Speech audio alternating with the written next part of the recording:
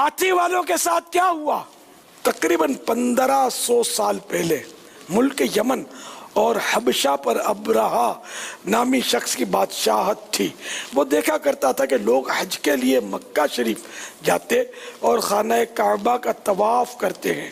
اس نے سوچا کیوں نہ میں یمن کے شہر یعنی سٹی صنعاء میں ایک عبادت خانہ بنواؤں تاکہ لوگ خانہ کعبہ کے بجائے اس کا طواف کرنے آئیں۔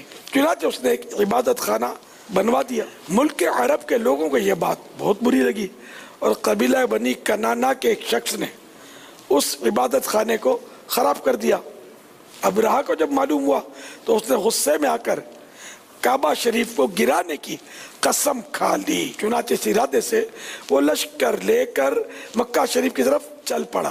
لشکر میں بہت سارے ہاتھی یعنی ایلیفینٹ تھے اور ان کا سردار ایک محمود نامی ہاتھی تھا جس کا جسم بڑا مضبوط تھا۔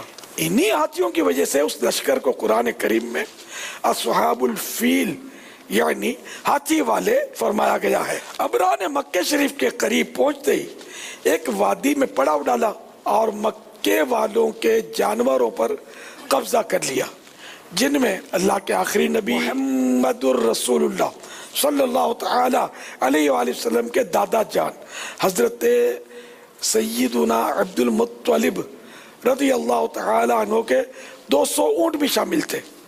جب آپ رضی اللہ تعالی عنہ نے ابرہہ کے ناپاک ارادے دیکھ کر مکہ والوں کو پہاڑوں میں پناہ لینے کا حکم دیا اور اللہ پاک سے خانہ کعبہ کی حفاظت کی دعا کرنے کے بعد خود بھی ایک پہاڑ پر تشریف لے گئے۔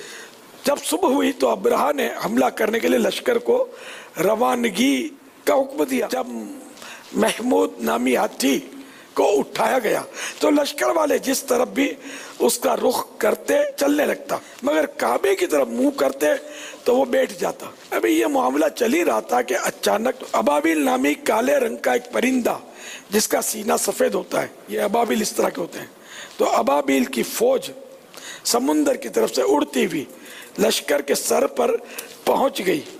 ہر ابابیل کے پاس 3 چھوٹے پتھر پیبلز تھے، 2 پنجوں میں اور 1 منہ میں، جبکہ ہر سنگریزے پر ہر کنکری پر مرنے والے کا نام بھی لکھا ہوا تھا۔ ابابیلوں نے لشکر پر وہ کنکریاں، وہ چھوٹے چھوٹے پتھر برسانا شروع کر دیے۔ جس ہاتھی سوار پر وہ پتھر گرتا اس کی لوہے والی جنگی ٹوپی توڑ کر سر میں گھستا اور جسم کو چیرتا ہوا ہاتھی تک پہنچتا اور ہاتھی کے جسم میں سوراخ کرتا ہوا زمین میں گر جاتا۔ یوں پورا لشکر یعنی آرمی یہ ہلاک ہو گئی اور ایسے ڈھیر ہو گئے جیسے جانوروں کا کھایا ہوا بھوسا ہوتا ہے۔ جس سال یہ عذاب نازل ہوا، بعد میں اسی سال رحمت والے آقا محمد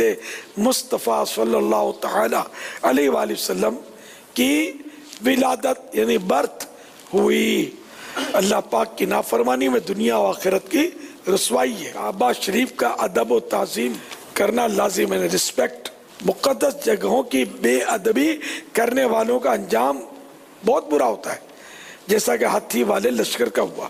تو ہمیں بھی چاہیے کہ ہم نماز، تلاوت اور دیگر نفل عبادات کے لیے جب مسجد میں حاضر ہوں تو آداب کا خیال رکھیں، کیونکہ روشن مستقبل ادب والوں ہی کا ہوتا ہے۔ با ادب با نصیب، بے ادب بے نصیب۔